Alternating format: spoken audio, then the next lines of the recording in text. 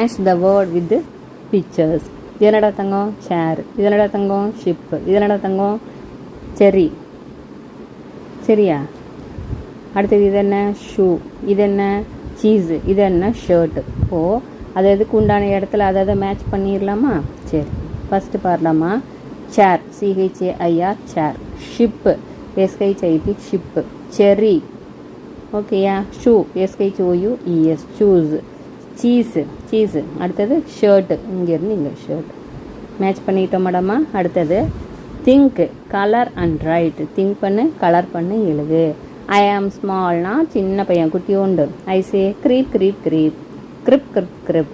Who am I, நான் யார்? நான் வந்து சிக்கு. சிக்குக்கு வந்து என்ன கலர் தாம்மா கொடுக்கலாம்? Yellow colour கொடுத்துக்கலாமா?